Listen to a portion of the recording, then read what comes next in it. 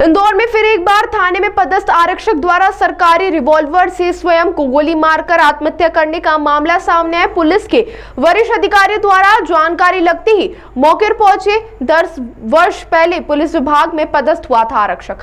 फिलहाल पारिवारिक विवाद से जुड़ा हुआ मामला बताया जा रहा है। इंदौर के द्वारकापुरी थाने में पदस्थ अनुराग नामक पुलिस आरक्षक द्वारा खुद की बंदूक से स्वयं पर हमला कर आत्महत्या की गई।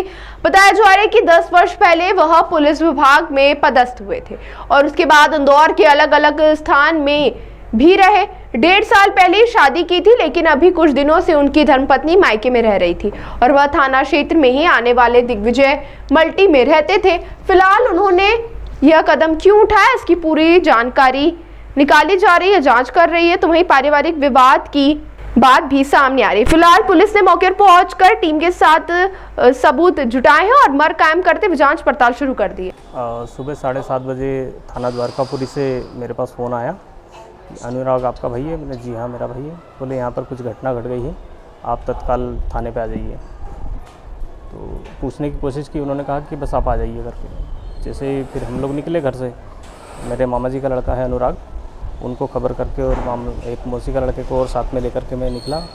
और थाने आने के बाद में थाने से कहा गया कि वहाँ पर आप चलिए, बोले साथ में एक जवान लेकर के यहाँ आए। तो यहाँ आकर के देखा ऐसी घटना घटी। क्यों कर लिया? इसकी कोई जानकारी है? ड्यूटी ज़्यादा होने के कारण भी संभव हो सकता है, ड्यूटियाँ अधिक होने के कारण भी संभव हो सकता है। ये चीज़ें तनाव रहता है। कई बार 2-3 दिन हो जाते थे कि ड्यूटी से घर लौट नहीं पाता था, ये भी रहता है।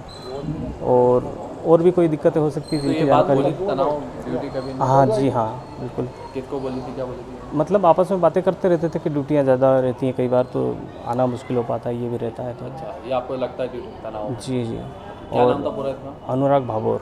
कहाँ का रहने वाला बोलता है? मुसाखेड़ी, इंदौर के रहने वाले। कौन कौन है परिवार में? परिवार में उनके पिताजी हैं, उनकी मम्मी है, उनकी बहन है, एक भाई है और पत्नी है।